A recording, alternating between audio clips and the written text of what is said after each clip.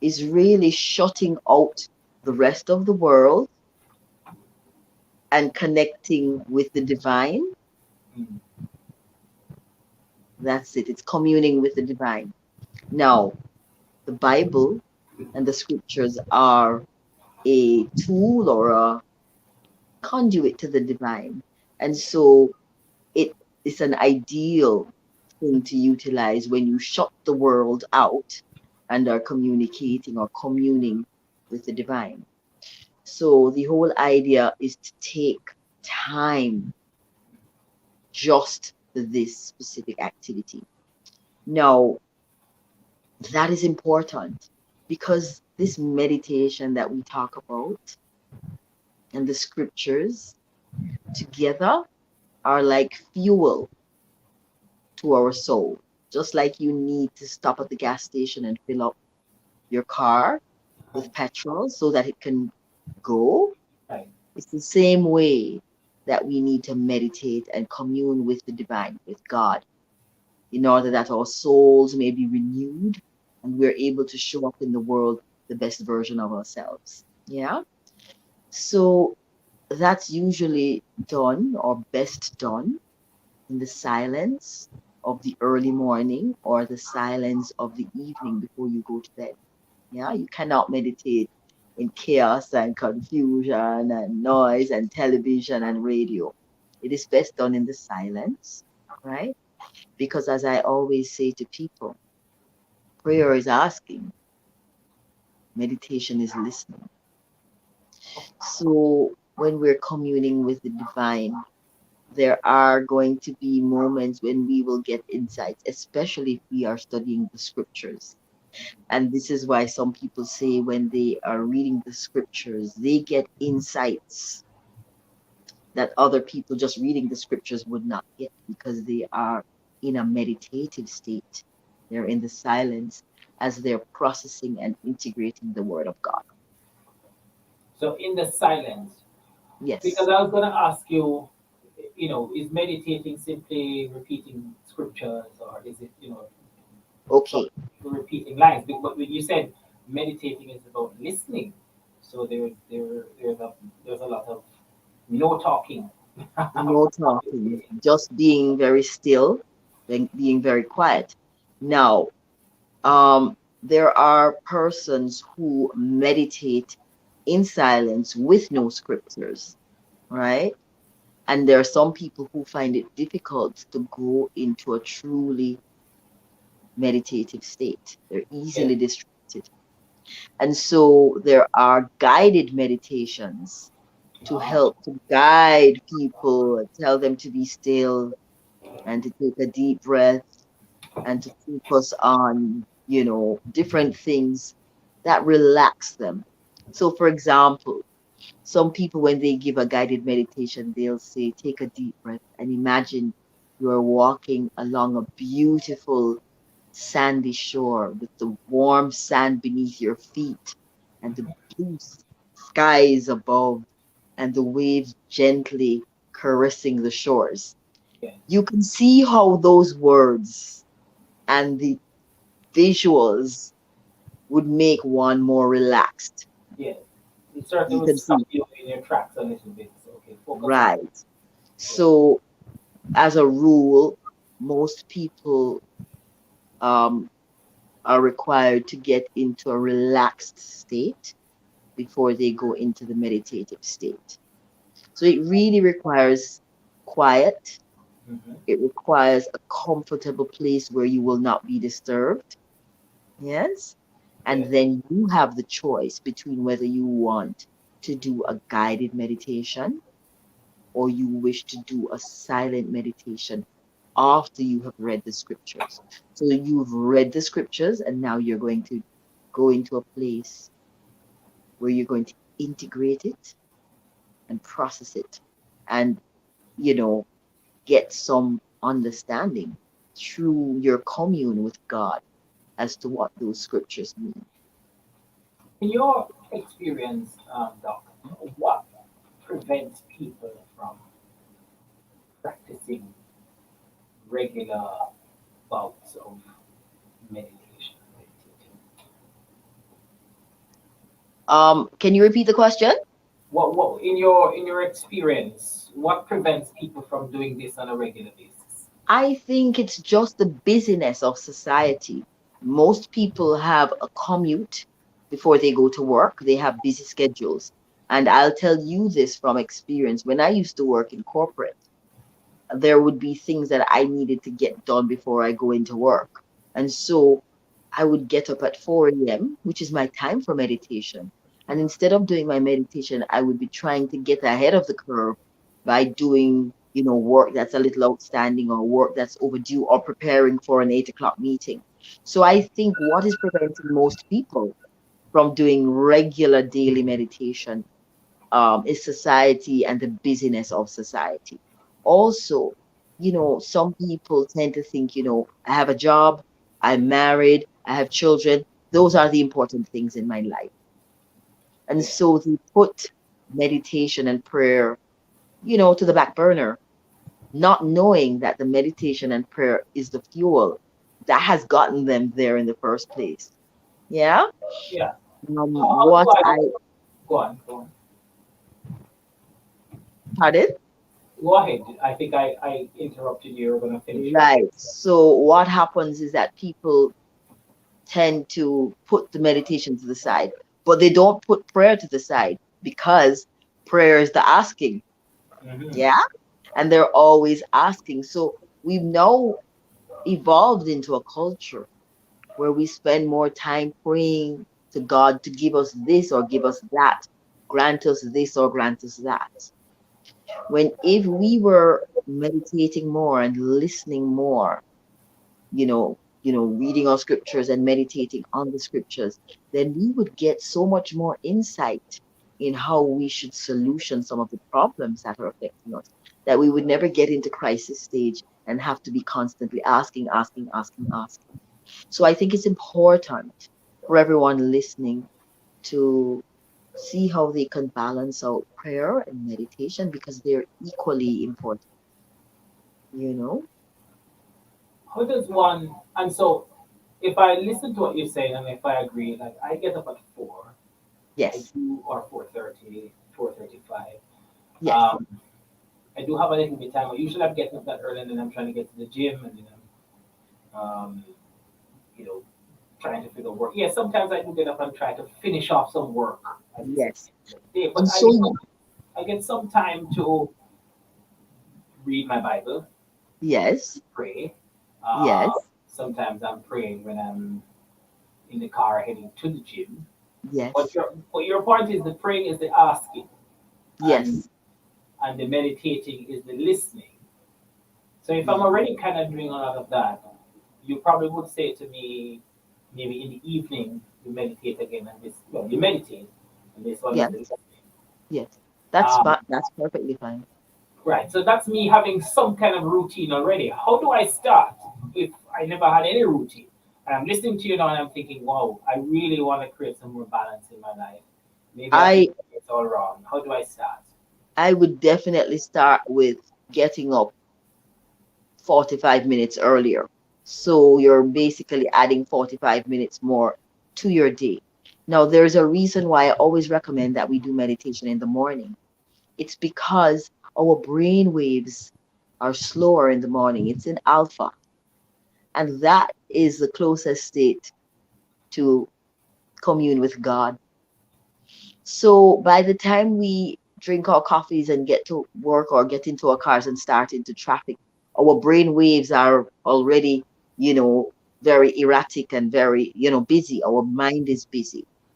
You cannot meditate with a busy mind, right? I know when I was really, really busy and when I would try to meditate, or I'd be thinking, oh God, I need to go do that. Oh Lord, um I forgot to answer that email. Let me answer it now. Oh, no, no, no. I need to do this. Oh, I need to send that text message quickly to organize something at 9 o'clock, something at 10 o'clock.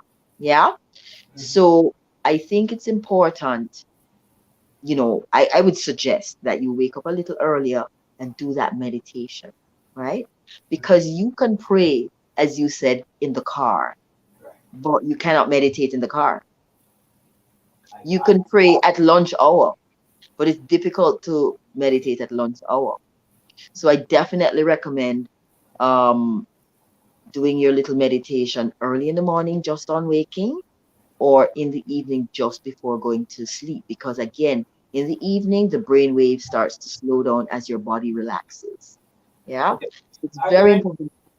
are there any special things that I should think of doing or incorporate when I'm ready to meditate?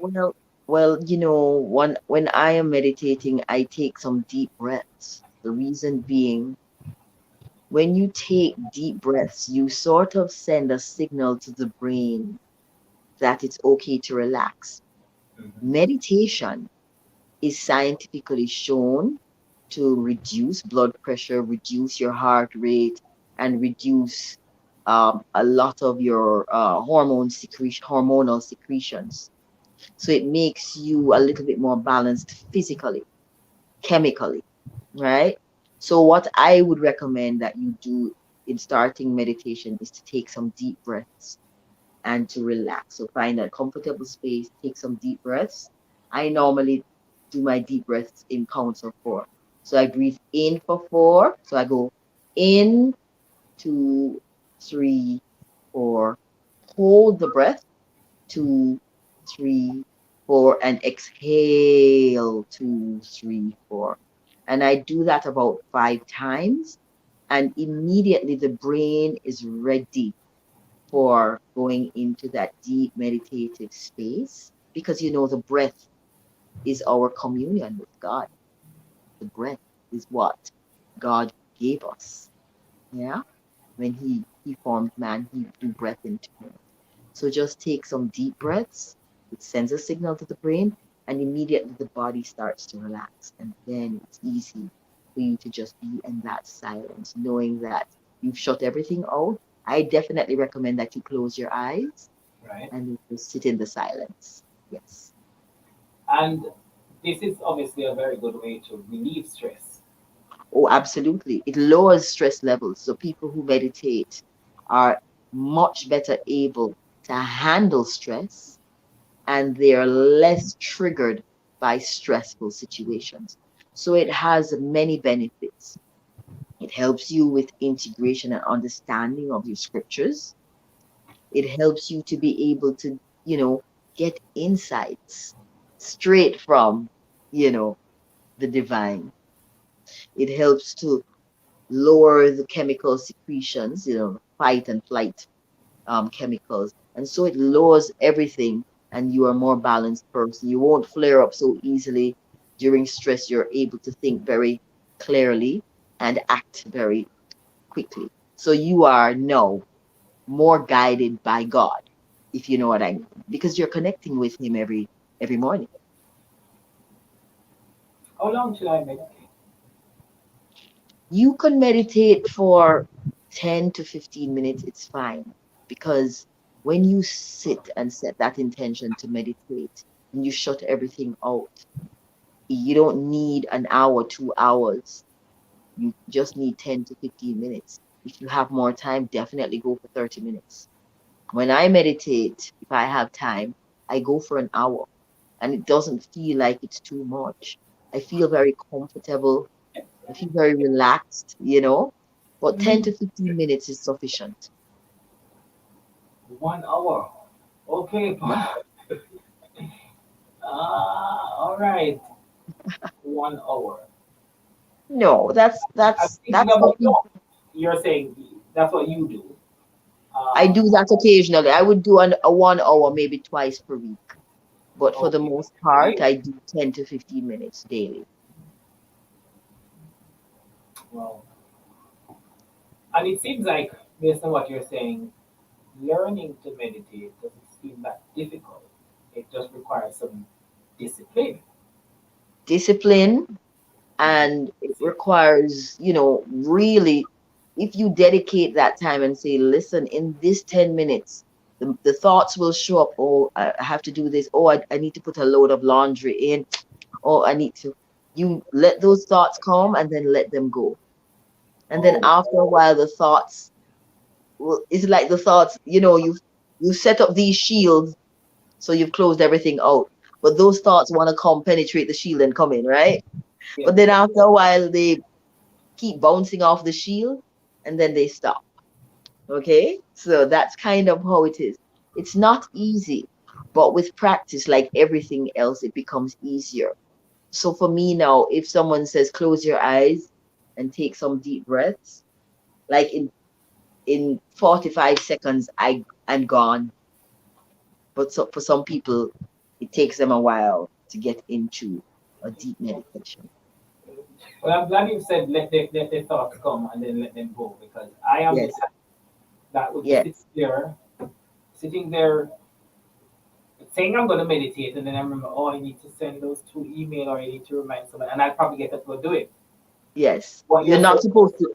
You're not let supposed to get up to do it. You have to dedicate in just the way that we dedicate time to go to church, in much the same way we dedicate time to cook the food, time for driving.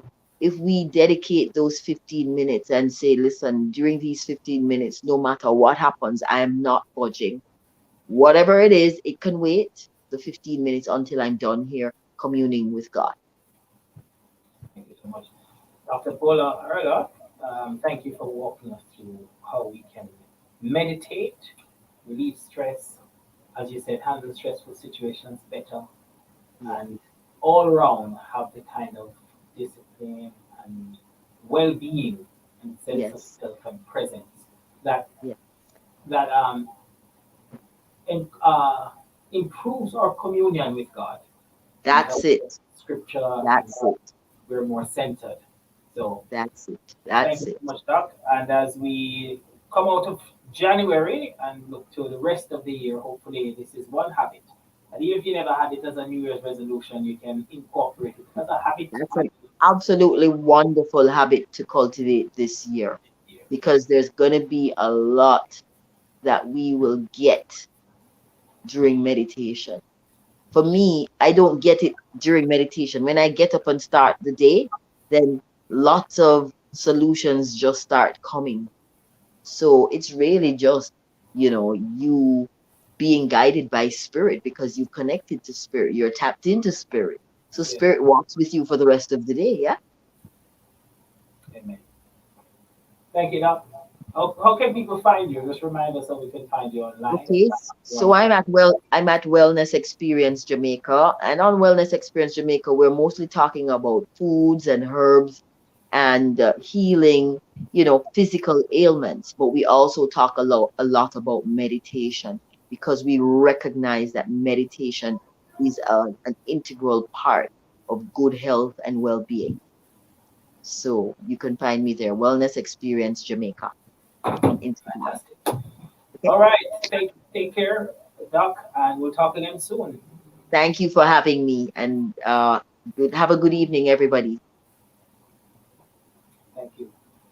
All right. So if you're just, do I go for break or we go straight to talking about cake? Or go for break. All right. We'll come back from engage your drive time entertainment and lifestyle choice right here on the family station. We're gonna talk about some chocolate stuff. We said it's International Chocolate Day, and we have a treat lined up for you. So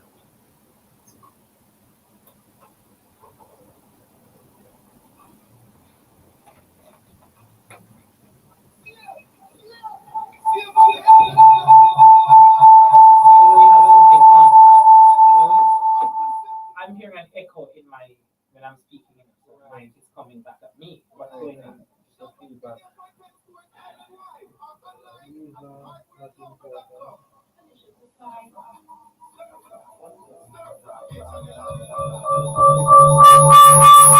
All right. This is for next week. Oh, I don't know who fixed this. That it just station here because this has a better quality. That I could be able to put it over here so it Kalando is live and it's a better feel. But I don't know who troubled this. Who stationed this here? Because it's not mobile anymore. Maybe they don't want it in the moment.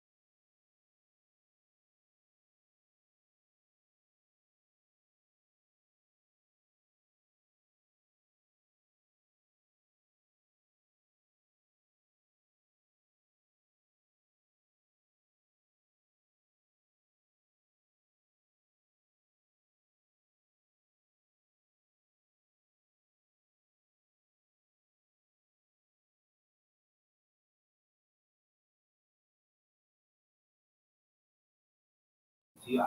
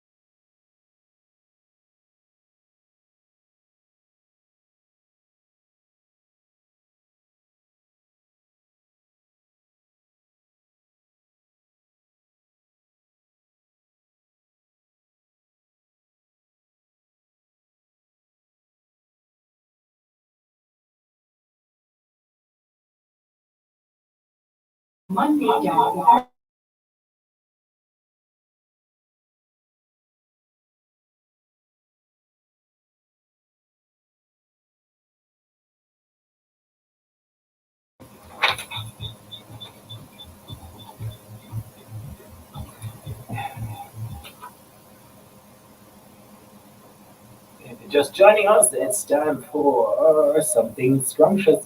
We did say it's International Chocolate Cake Day, but today we'll be having something a little different with chocolate in the mix. If you've ever heard of bread pudding with chocolate chip, well, Nikisha Reynolds from the Bread Pudding Factory has got you covered today because she'll be helping us to add some pizzazz to our bread pudding creations for this year. Nikisha, welcome to the show.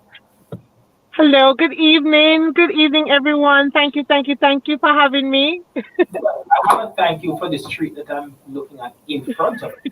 I'm looking forward to sampling very soon. So, Nikisha, the Bread Pudding Factory, that's been around since 2020. So it's either 2 or 3 years old, depending on when you had started it. But that wasn't the plan. How did you get into No, that? What was the plan, and how what derailed the plan? COVID, like COVID did everybody. I was in sales and distribution for a company. Didn't see myself outside of that company. Um, always, well, it's a part of me to serve, but never baking and on that end. I never saw myself that side until COVID came, and then you realize, well, I realized that um job security isn't there, and the one income thing just wasn't working anymore. So it kind of opened up my eyes, and then the questions started coming where you're saying, well, I started asking, what's really my purpose? Mm. Hence the bread pudding factory, and we started and stopped for a while, because when we initially started, the puddings weren't so fabulous. So we stopped, and then we started again, and started with a small team, and here we are today. But you wanted to do a cafe, or somewhere Yes, along the thought was a yes. cafe. How did you land on bread pudding? Mistake. In Uh, all honesty, it was a mistake. Well, one would say it was ordained, but it was one day I was having a conversation with my aunt, and I was just sharing with her my concerns and everything, and where we were sitting, that the recipe came. It fell out of a book, and I went and I tried it, and with continuously doing my research and looking on different types of cakes that I love and enjoy, and just saying, instead of just focusing on thinking that all these flavors will only work with cakes, let me try them in the bread pudding. So mhm. there are some flavors that we did that we discontinued. Not that they weren't doing good, but we just used them for a season. So to keep people interested and to just have our name out there. So hence the style. We didn't want to do the same bread puddings in a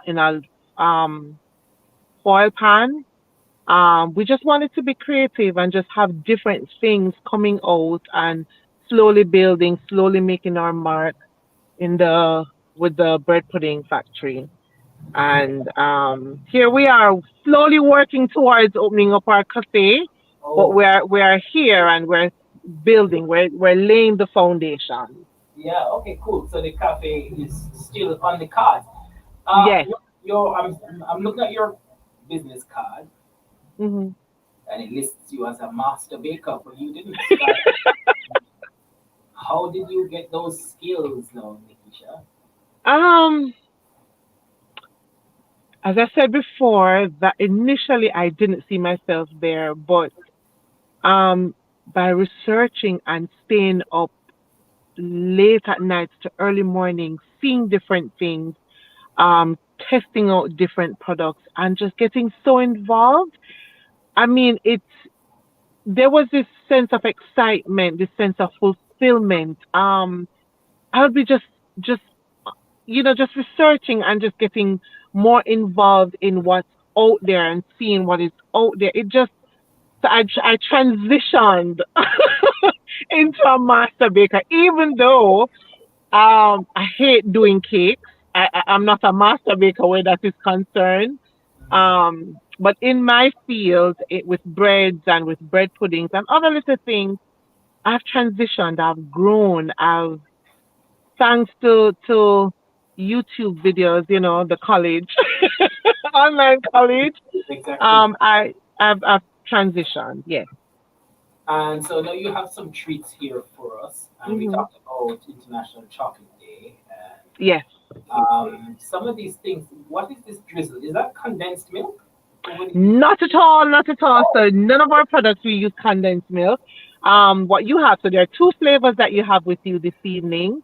right. It's the chocolate chip with salted caramel. And I know it's a chocolate day, but we said, why not add the Oreo coffee? Because who doesn't love coffee, you know? And that too has salted caramel. Hmm. Hey, I have a Hmm. question for you. Because I'm Sure. gonna like try. Even though I'm not really a chocolate person, but I will try a little bit of it to tell the folks Right. how it tastes, right? But people tend to use leftover bread to make bread pudding. Hmm. Just clarify for me, so it's not leftover bread you using. Let me just break it down. When I use leftover bread puddings, we do not. And let me tell you why we do not. Because I remember my aunt was saying to me, there were some things when we were having a discussion. She said to me, as a child growing up, she hated, when she got older, she despised, and she used the word despised bread puddings because all she could remember seeing was the ginger on the bread and Okay. her mom soaking it in the milk and everything, and it was just soft and really nasty. That's how she described it. But for us, because we have to think about, the wide customers that we have, and people react differently to other things. So we actually go to the company and purchase fresh bread. So we usually have the truck deliver bread stores, and they're all fresh, freshly baked bread that we cube and we bake. So we do not use stale bread. We do not use condensed milk in our bread puddings either. So this drizzle on top. By the way, I just took a bite of Hmm. the one that doesn't have the chocolate sprinkle. Is which one is that? That one is the chocolate chip. So the darker one is the Oreo coffee. So that's the Oreo that you have sprinkled on top. Oh, okay. So the one I'm having is chocolate chip, which is Right. but it's light. It's not like sometimes the chocolate the bread puddings are a little heavy and sometimes they're sort of wet. Right. This one is light, but the texture is it's good. So it's not a Creamy. cake. It still have that bread pudding consistency, but Right. but it's light. It's good, and Precisely. you have this in it's like cupcakes. Is this the Right. normal way, or do you have other shapes? All right. So that size that you have, those are the minis, right? We call those the mini poppers. So we usually do those for events, for samples and stuff. So those are like for one person. So if you to eliminate using a knife, person can just pick up that one and it's ready to go. We have the other sizes that we sell on a regular basis in our box of four, that has four different flavors that persons order directly from us, or the single units that sold at the National Bakery on Balmoral Avenue. So those single units are like jumbo muffins, and they weigh about half pound. It's like a half a pound. The Mm-hmm. weight of it is about half a pound. Sometimes, a little bit more, but never less. So the shape is like that. So they're packaged ready to go. Um, the bigger ones you'd probably have to slice or bite, depending if you're sharing. But the designs they're all deliberate. This is very good though. It's also not very sweet. Thank you. Thank you. That's the aim. Because the salted caramel is already sweet. So we wanted that balance where it's not sweet on sweet. Yeah, I have somebody who's not really a chocolate lover. Right. This one, I don't know if it's just the one I'm having, is not overwhelmed with the chocolate chips. There's enough of the Right. pudding and a little bit of the chocolate chip and a little bit of everything. Nasty. Right. This is well done. Thank you. And I'll tell the team as well. So it's not all on me. So what sort of reactions have you been getting to your business? It's it's it's overwhelming. We have a lot of customers that, either call or inbox us, on how they love the products, how, you know, there's a consistency with the reaction, as even with what you just said. It's not too sweet, and they love the texture, they love the variety of flavors, they love you know the ease of ordering and making payments. So there's a balance. You may, and if I may be honest, you may have one or two persons, the minority or negative minority, if I can say that, that would probably say, well, it's not really for me for various reasons. But it has never been that it doesn't taste good. They'll say it tastes good, but we're not really a bread pudding lover. Um, I see Pardon some. me? I see something called a babka bread in your Yes. list. Tell me about that very quickly, 30 seconds, because we're running out of time. Okay. All right. So the babka it's a mix between a cake and a bread. So the dough itself is an enriched dough where we use lots of eggs, lots of butter, not margarine, and we use 100% cow's milk. We make that in a dough. Then we add our different fillings. So we have some fillings that are blueberry cream cheese, all made from scratch. We have cinnamon walnut. We have the chocolate, and we sometimes mix like a half and half blueberry cream cheese with half size cinnamon walnut, or you can do the cinnamon walnut chocolate, and those are twisted and shaped nicely, as you can see, baked to perfection, and then sold. So those can be had any time of day, whether breakfast, lunch, or dinner, or dessert, anything. So you don't need anything else with it. A cup of tea, a cup of coffee, and that's it. So like how we'll have a one pot meal, the babkas are like one pot, just as the bread puddings.